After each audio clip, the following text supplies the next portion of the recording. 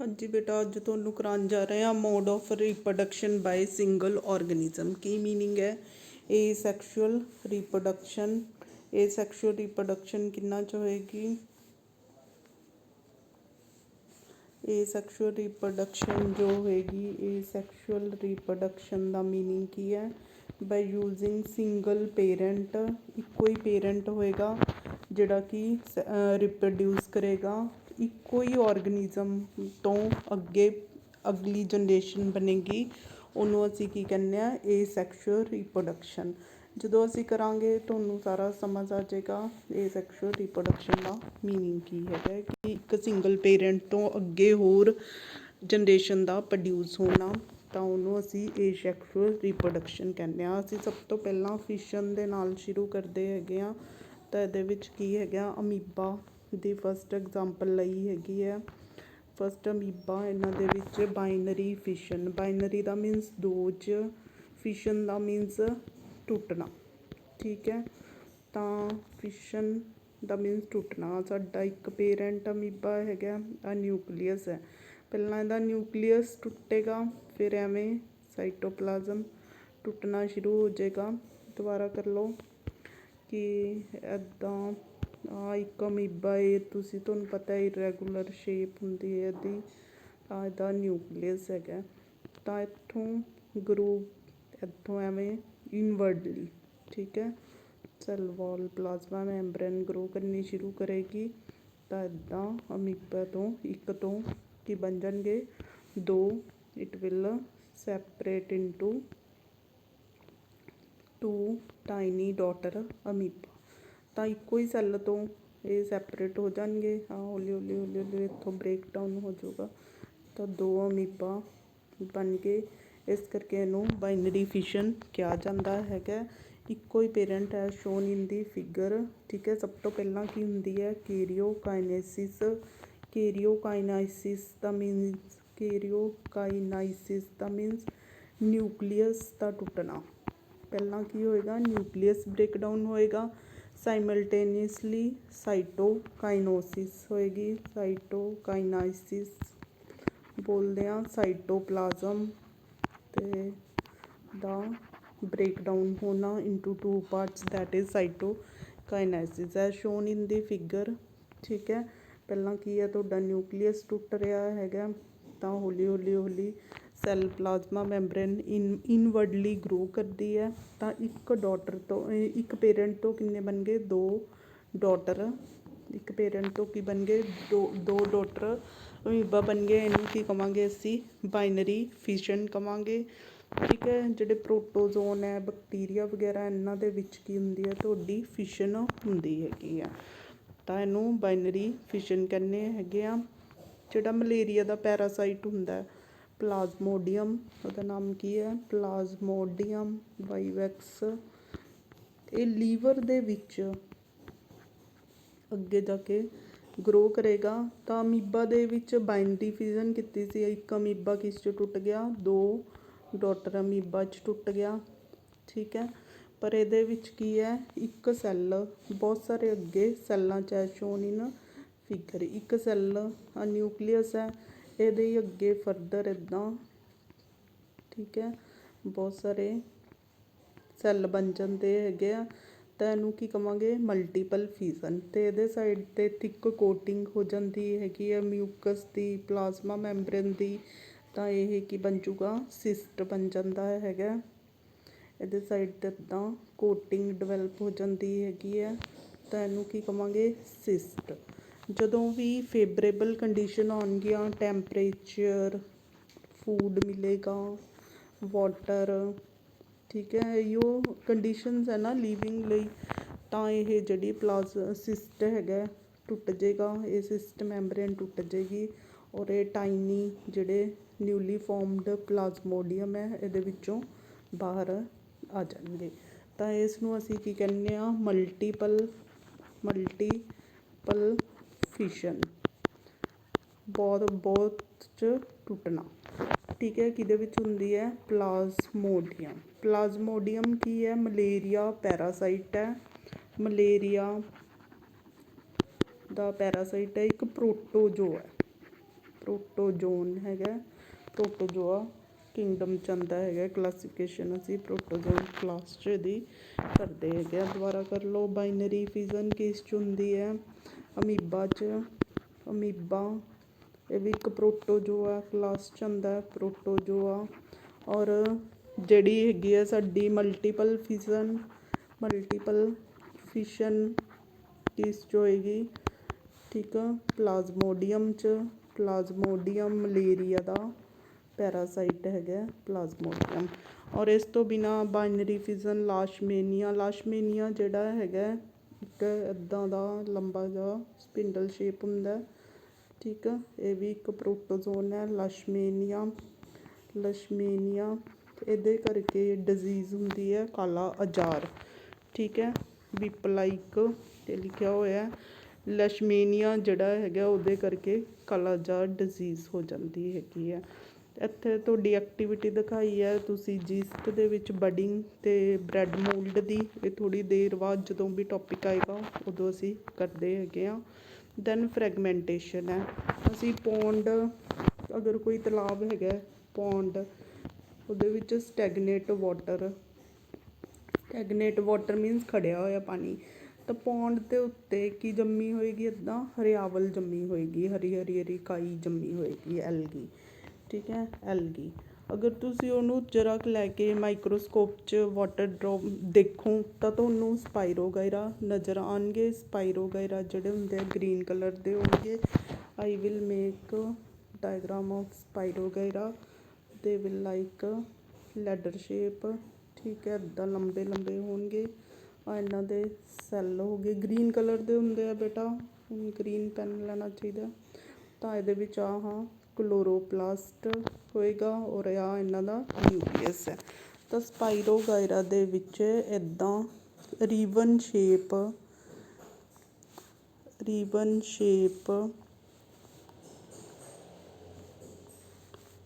Chloroplast ਹੁੰਦਾ ਹੈਗਾ। Again I will make the diagram of the spirogyra. This is ਦੀ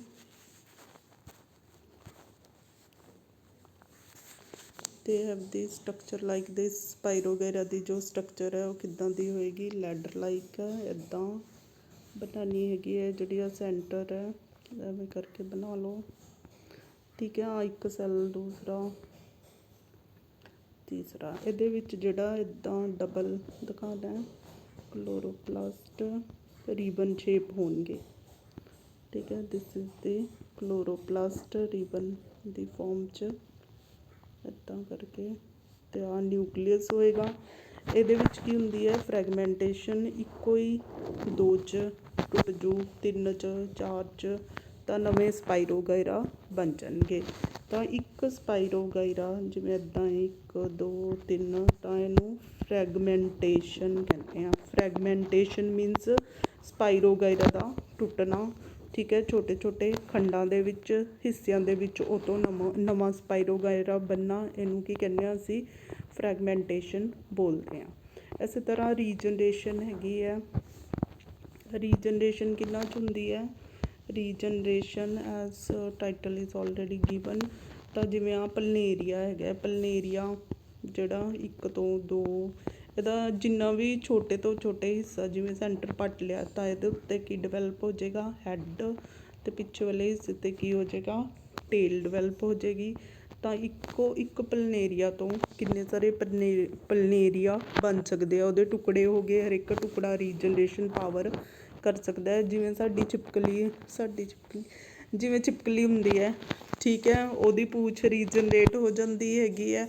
ਤਾਂ ਸਾਡੇ ਵੀ ਜ਼ਖਮ ਵਗੈਰਾ ਭਰ ਜਾਂਦੇ ਹੈਗੇ ਆ, ਤਾਂ ਉਹ ਵੀ ਸਾਡੇ 'ਚ ਰੀਜਨਰੇਸ਼ਨ ਪਾਵਰ ਘੱਟ ਹੈ। ਪਰ ਪਲਨੇਰੀਆ ਦੇ ਵਿੱਚ ਰੀਜਨਰੇਸ਼ਨ ਪਾਵਰ ਕੀ ਹੈ? ਜ਼ਿਆਦਾ ਹੈ। ਇਸ ਨੂੰ ਅਸੀਂ ਰੀਜਨਰੇਸ਼ਨ ਪਾਵਰ ਕਹਿੰਦੇ ਹਾਂ। ਇੱਦਾਂ ਵੀ ਇਹ ਰੀਪਰੋਡਿਊਸ ਕਰਦੇ ਹੈ।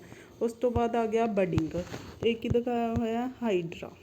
ਠੀਕ ਹੈ, ਆ ਇਹਦੇ ਟੈਂਟੇਕਲਸ ਹੈ, ਇੱਥੇ ਦਾ ਮਾਊਥ ਹੁੰਦਾ। ਆ ਬੋਡੀ ਤੋਂ ਛੋਟੀ ਜਿਹੀ ਕੀ ਨਿਕਲ ਰਹੀ ਹੈ? ਬੱਡ। ਇਹ ਬੱਡ ਗਰੋ ਕਰ ਗਈ, ਨਵਾਂ ਟਾਈਨੀ ਹਾਈਡਰਾ ਬਣ ਗਿਆ। ਇਹ ਜਿਹੜਾ ਡਾਟਰ ਹਾਈਡਰਾ ਹੈ ਆਪਣੇ ਪੇਰੈਂਟ ਦੀ ਬੋਡੀ ਤੋਂ ਕੀ ਹੋ ਜਾਏਗਾ? ਸੈਪਰੇਟ ਹੋ ਜਾਏਗਾ। ਤਾਂ ਇਹ ਕੀ ਬਣ ਜਾਏਗਾ? Daughter hydra. ਠੀਕ ਹੈ। ਤਾਂ ਇਹਦੇ ਵਿੱਚ ਹਾਈਡਰਾ ਦੇ ਵਿੱਚ ਬਡਿੰਗ ਦੇ ਰਾਹੀਂ ਤੁਹਾਡੀ ਜਿਹੜੀ ਹੈ ਇਹ ਸੈਕਸ਼ੂਅਲ ਰੀਪਰੋਡਕਸ਼ਨ ਹੋ ਰਹੀ ਹੈ। ਹੁਣ ਤੁਸੀਂ ਅੰਡਰਸਟੈਂਡ ਕਰ ਸਕਦੇ ਹੋ ਵਟ ਇਜ਼ ਏ ਸੈਕਸ਼ੂਅਲ ਰੀਪਰੋਡਕਸ਼ਨ। ਇਹਦੇ ਵਿੱਚ ਅਸੀਂ ਜਰਮ ਸੈੱਲ ਦੀ ਫਿਊਜ਼ਨ ਨਹੀਂ ਕਰਾਈ, ਇੱਕੋ ਹੀ ਪੇਰੈਂਟ ਤੋਂ ਵਨ ਪੇਰੈਂਟ, ਠੀਕ ਹੈ, ਵਨ ਪੇਰੈਂਟ, ਇੱਕ ਹੀ ਪੇਰੈਂਟ ਤੋਂ ਨਵਾਂ ਡਾਟਰਸ ਬਣ ਰਹੇ ਆ, ਡਾਟਰ ਸੈੱਲ ਬਣ ਰਹੇ ਹੈਗੇ ਆ। ਤਾਂ ਇਹਨੂੰ ਕੀ ਕਹਿੰਦੇ ਆ ਅਸੀਂ ਏ ਸੈਕਸ਼ੂਅਲ ਰੀਪਰੋਡਕਸ਼ਨ। ਹਾਈਡਰਾ ਦੇ ਵਿੱਚ ਕਾਹਦੇ ਨਾਲ ਹੋਏਗੀ? ਬਡਿੰਗ ਰਾਹੀਂ, ਠੀਕ ਹੈ। ਉਸ ਤੋਂ ਇੱਥੇ ਇੱਕ ਐਕਟੀਵਿਟੀ ਸਾਡੀ ਰਹਿੰਦੀ ਸੀਗੀ ਬਡਿੰਗ ਨਾਲ ਰਿਲੇਟਡ। ਐਕਟੀਵਿਟੀ ਕਿਆ ਹੈ? ਇਟ ਇਜ਼, ਹਾਂ, ਤੁਸੀਂ ਕੀ ਲੈਣਾ, ਇੱਕ ਸ਼ੂਗਰ ਸੋਲਿਊਸ਼ਨ ਲੈ ਲੈਣਾ, ਠੀਕ ਹੈ, ਰੱਖ ਲਓ ਪਾਣੀ ਦੇ ਵਿੱਚ, ਸ਼ੂਗਰ ਪਾ ਲਓ, ਠੀਕ। ਤਾਂ ਉਸ ਤੋਂ ਬਾਅਦ ਇਹਦੇ ਵਿੱਚ ਥੋੜ੍ਹੇ ਜਿਹੇ ਜੀਸਟ ਪਾ ਦੇਣੇ। ਜੀਸਟ 1-2 ਦਿਨ ਪਿਆ ਰਹੂਗਾ। ਤਾਂ ਜੀਸਟ ਕੀ ਹੈ? ਗਰੋ ਕਰਨਗੇ, ਬਡਿੰਗ ਕਰਨਗੇ, ਬਡਿੰਗ ਕਰਕੇ ਇਹਨਾਂ ਦਾ ਕਲਚਰ ਬਣ ਜੂਗਾ। ਤੁਸੀਂ ਉਸ ਨੂੰ ਮਾਈਕਰੋਸਕੋਪ 'ਚ ਸਲਾਈਡ 'ਤੇ ਇੱਕ ਡਰੋਪ ਰੱਖ ਕੇ ਜੀਸਟ ਦੇ ਉਹ ਘੋਲ ਦੀ ਤਾਂ ਦੇਖ ਸਕਦੇ ਹੋ। ਹੁਣ ਜੀਸਟ ਦੇ ਵਿੱਚ ਬਡਿੰਗ ਕਿਵੇਂ ਹੁੰਦੀ ਹੈ? ਇੱਕ ਸੈੱਲ ਆ ਜੀਸਟ ਦਾ ਦਿਖਾਇਆ, ਇਹਦੇ ਉੱਤੇ ਨਵੀਂ ਬੈੱਡ ਆ ਜਾਏਗੀ, ਹੋਰ ਬੈੱਡ ਆ ਜਾਏਗੀ, ਇੱਦਾਂ ਕਰਕੇ ਜੀਸਟ ਦੇ ਵਿੱਚ ਆ ਜਿਹੜਾ ਹੈਗਾ ਪੇਰੈਂਟਸ ਬੋਡੀ ਤੋਂ ਸੈਪਰੇਟ ਹੋਈ ਜਾਊਗਾ। ਤਾਂ ਇਹ ਜੀਸਟ ਦੇ ਵਿੱਚ ਵੀ ਜਿਹੜੀ ਹੈ ਬਡਿੰਗ ਹੋਏਗੀ। ਔਰ ਇਹਦਾ ਕਲਚਰ ਕਿਵੇਂ ਬਣਾਉਣਾ ਹੈਗਾ? ਤੁਸੀਂ ਇੱਕ ਕਟੋਰੀ ਦੇ ਵਿੱਚ ਜਾਂ ਕੋਈ ਪੈਟਰੀ ਡਿਸ਼ ਦੇ ਵਿੱਚ ਕੀ ਪਾ ਲਓ? ਸ਼ੂਗਰ ਸੋਲਿਊਸ਼ਨ ਪਾ ਲਓ, ਉਹਦੇ ਵਿੱਚ ਜੀਸਟ ਪਾ ਲਓ, ਥੋੜ੍ਹੀ ਦੇਰ 1-2 ਘੰਟੇ ਪਿਆ ਰਹਿਣ ਦਿਓ। ਤੁਸੀਂ ਕੀ ਦੇਖੋਗੇ? ਜੀਸਟ ਦੀ ਬਡਿੰਗ ਮਤਲਬ ਕਲਚਰ ਡਿਵੈਲਪ ਹੋ ਜਾਏਗਾ। ਉਸ ਕਲਚਰ 'ਚੋਂ ਤੁਸੀਂ ਇੱਕ ਡਰੋਪ ਲਓ, ਸਲਾਈਡ 'ਤੇ ਰੱਖੋ, ਗਲਾਸ ਸਲਾਈਡ, ਉਹਦੇ ਉੱਤੇ ਕਵਰ ਸਲਿੱਪ ਲਗਾਓ ਅਤੇ ਮਾਈਕਰੋਸਕੋਪ 'ਚ ਅਗਰ ਅਸੀਂ ਦੇਖਾਂਗੇ ਤਾਂ ਸਾਨੂੰ ਜੀਸਟ ਦੇ ਉੱਤੇ ਇੱਦਾਂ ਬਡਿੰਗ ਨਜ਼ਰ ਆਏਗੀ ਹਰ ਇੱਕ, ਠੀਕ ਹੈ। ਆ ਪੇਰੈਂਟ ਹੈ ਅਤੇ ਇਹ ਤੋਂ ਕੀ ਆ ਡਾਟਰ ਬਰਡਸ ਸੈਪਰੇਟ ਹੋ ਜਾਣਗੀਆਂ। ਤਾਂ ਇਹ ਵੀ ਇੱਕ ਏ ਸੈਕਸ਼ੂਅਲ ਰੀਪਰੋਡਕਸ਼ਨ ਦੀ ਉਦਾਹਰਨ ਹੈਗੀ ਹੈ। ਉਸ ਤੋਂ ਅੱਗੇ ਹੈਗਾ ਤੁਹਾਡਾ ਕਿਆ ਹੈ ਪਲਾਂਟਸ ਦੇ ਵਿੱਚ, ਠੀਕ ਹੈ। ਆ ਬਰਾਇਓਫਿਲਮ ਦਾ ਪੱਤਾ ਦਿਖਾਇਆ ਹੈਗਾ, ਲੀਫ ਦਿਖਾਇਆ, ਇਹਦੀਆਂ ਲੀਫ ਨੋਚਸ ਅਤੇ ਕਿਨਾਰੇ ਜਿਹੜੇ ਹੁੰਦੇ ਆ ਨਾ ਇਹਦਾ ਇੱਦਾਂ ਹੁੰਦਾ ਲੀਫ, ਠੀਕ ਹੈ। ਇੱਥੇ ਤੁਹਾਡੇ ਨਵਾਂ ਪਲਾਂਟ ਰਾਈਜ਼ ਹੋ ਜਾਏਗਾ। ਇਹ ਆਪੇ ਹੀ ਬੋਡੀ ਦੇ ਇਹਨਾਂ ਨੂੰ ਲੀਫ ਨੋਚਸ ਕਹਿੰਦੇ ਆ। ਇੱਥੇ ਨਵਾਂ ਪਲਾਂਟ ਦਿਖਾਇਆ ਹੋਇਆ ਡਾਇਗਰਾਮਸ 'ਚ ਬਰਡਸ। ਤਾਂ ਬਰਾਇਓਫਿਲਮ ਦੇ ਵਿੱਚ ਪੱਤੇ ਰਾਹੀਂ, ਬਰਾਇਓਫਿਲਮ ਪੱਥਰ ਚੱਟ ਵੀ ਕਹਿੰਦੇ ਆ ਇਹਨੂੰ, ਇਹਦੇ ਵਿੱਚ ਪੱਤੇ ਦੇ ਰਾਹੀਂ ਤੁਹਾਡਾ ਕਿਆ ਹੋਏਗੀ? ਨਿਊ ਜਨਰੇਸ਼ਨ, ਨਵੀਆਂ ਬਰਡਸ ਬਣਨਗੀਆਂ। You can separate it from money plant 'ਚ ਵੀ ਇੱਦਾਂ ਹੀ ਹੁੰਦਾ, ਠੀਕ ਹੈ। ਮਨੀ ਪਲਾਂਟ ਦੀ ਅਸੀਂ ਇੱਕ ਤਣਾ ਜੋ ਕਹਿੰਦੇ ਆ ਸਟੈਮ ਪਾਣੀ 'ਚ ਗਰੋ ਕਰ ਸਕਦੇ ਹਾਂ, ਸੋਇਲ 'ਚੋਂ ਆਪੇ ਅੱਗੇ ਤੋਂ ਅੱਗੇ ਗਰੋ ਕਰਦਾ ਰਹਿੰਦਾ ਹੈਗਾ।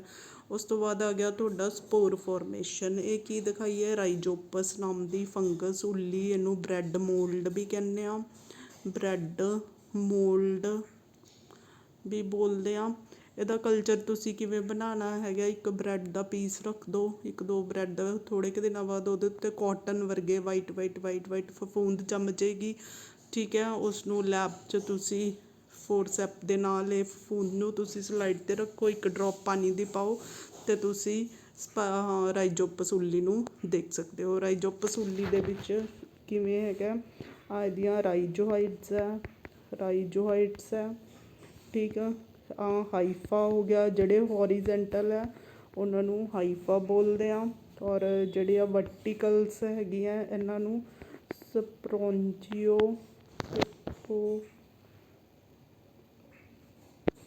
ਇਹਨਾਂ ਨੂੰ ਕੀ ਕਹਿੰਦੇ ਆ? ਸਪਰੋਂਜੀਓ ਫੋਰ ਬੋਲਦੇ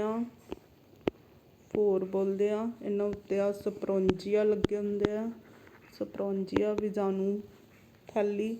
ਜਦੋਂ ਇਹ ਪੱਕ ਜਾਂਦੇ ਆ, ਫਟ ਜਾਂਦੇ ਆ, ਤਾਂ ਇਹਨਾਂ ਦੇ ਵਿੱਚੋਂ ਕੀ ਨਿਕਲਦੇ ਹੈਗੇ ਆ? ਸਪੋਰਸ, ਜਿਹੜੇ ਏਅਰ ਵਾਟਰ ਰਾਹੀਂ ਡਿਸਪਰਸ ਹੋਣਗੇ। ਜਿੱਥੇ ਵੀ ਇਹਨਾਂ ਨੂੰ ਮੀਡੀਅਮ ਮਿਲੇਗਾ, medium like food, water temperature, ਠੀਕ ਹੈ। ਹਵਾ ਪਾਣੀ ਰਾਹੀਂ ਫੈਲਦੇ ਆ ਸਪੋਰਸ ਸਾਡੇ ਅਚਾਰ 'ਤੇ, ਬ੍ਰੈਡ 'ਤੇ, ਕੱਪੜਿਆਂ 'ਤੇ, ਇੱਦਾਂ ਚਮੜੇ 'ਤੇ, ਕਈ ਤਰ੍ਹਾਂ ਦੀਆਂ ਚੀਜ਼ਾਂ 'ਤੇ ਉੱਲੀ ਲੱਗ ਜਾਂਦੀ ਹੈ। ਤਾਂ ਰਾਈਜੋਪਸ ਜਿਹੜੀ ਹੈਗੀ ਆ ਤੁਹਾਡੀ ਬ੍ਰੈਡ ਮੋਲਡ ਹੈਗੀ ਆ। ਦੁਬਾਰਾ ਦੇਖੋ, ਰਾਈਜੋਆਇਡਸ, ਹਾਈਫੀ, ਸਪਰੋਂਜੀਓਫੋਰ, ਇਹਨਾਂ ਦੇ ਉੱਤੇ ਕੀ ਲੱਗੇ ਹੋਏ ਆ, ਸਪਰੋਂਜੀਆ। ਠੀਕ ਹੈ। ਆ ਕੀ ਹੈ, ਸਪੋਰਸ ਹੈ। ਇਹ ਸਪੋਰਸ ਹਵਾ ਅਤੇ ਪਾਣੀ ਰਾਹੀਂ ਫੈਲਣਗੇ ਜਿੱਥੇ ਵੀ ਤੁਹਾਡੀ ਈਟੇਬਲ ਬ੍ਰੈਡ ਹੈ, ਚਮੜਾ ਹੈ, ਅਚਾਰ ਹੈ, ਜੈਮ, ਜੈਲੀਜ਼ ਵਗੈਰਾ ਹੈਗੀ ਆ, ਉਹਨਾਂ ਨੂੰ ਇਹ ਕੀ ਹੈ, ਉੱਲੀ ਲੱਗ ਜਾਂਦੀ ਹੈ ਕਿਉਂਕਿ ਉਹ ਸਪੋਰਸ ਉੱਥੇ ਜਾ ਕੇ ਸਪਰਾਊਟ ਕਰਨਗੇ ਔਰ ਹਵਾ ਪਾਣੀ ਰਾਹੀਂ ਇਹ ਕੀ ਹੈ, ਫੈਲਦੇ ਹੈਗੇ ਆ। ਇਸ ਐਕਟੀਵਿਟੀ ਸੈਕਿੰਡ ਨੰਬਰ 'ਚ ਕਿਆ ਸ਼ੋ ਕੀਤਾ ਹੋਇਆ, ਜਿਸ